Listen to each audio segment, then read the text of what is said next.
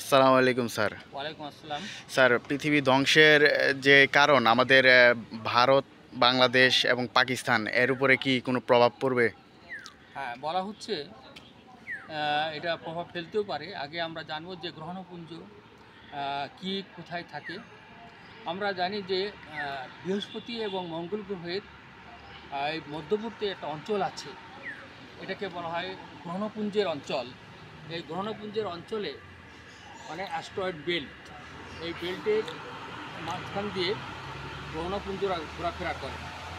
কোনো এক পর্যায়ে যখন বৃহস্পতি তার আকর্ষণ ধরে না রাখতে পারে, মানে এই গ্রহণপুঞ্জগুলো বৃহস্পতি কিন্তু আকর্ষণ করে তার কেন্দ্রের দিকে টানে, সুতরাং তারা আসতে পারে না।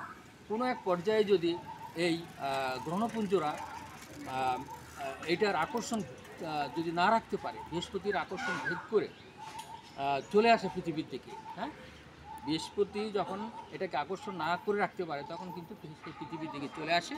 পৃথিবীর দিকে চলে আসলে আমাদের পৃথিবী কোনো এক স্থানে পড়লে এটা ধ্বংস হয়ে যেতে পারে, এই বলা হচ্ছে।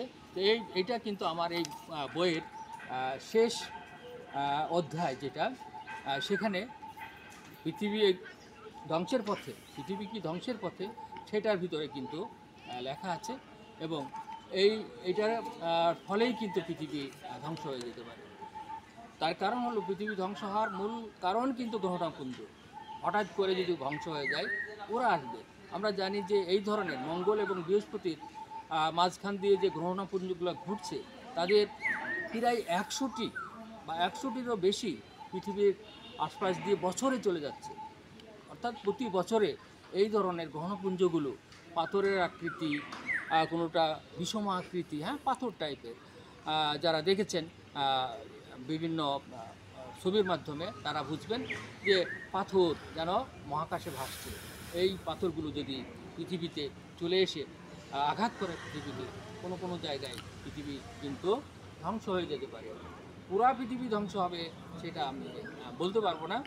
পৃথিবীর কোনো কোনো জায়গায় ওইটা যদি পড়ে আঘাত হানে তাহলে ধ্বংস হয়ে যেতে পারে। কিন্তু নাসার বিজ্ঞানীরা এটাকে প্রোটেক্ট দেওয়ার জন্য তারা আপ্রাণ চেষ্টা করে যাচ্ছে যে এটা পৃথিবীকে যেন ধ্বংস হাত থেকে রক্ষা করতে পারে। এই যে গ্রহণপুঞ্জটা এখানে আসছে তার নাম হচ্ছে YR4। এই YR4 গ্রহণপুঞ্জটি যদি বাংলাদেশে আসে, যদি ইন্ডিয়াতে দিকে আসে, যদি পাকিস্তানের দিকে যায়, তখন কিন্তু এই অঞ্চলের কিছুটা ক্ষতি সাধন হতে পারে বলে আমি মনে করি। কিন্তু পৃথিবী যে ধ্বংস হয়ে যাবে আর পুরাপুরি সেটা কিন্তু আমি বলতে পারি না।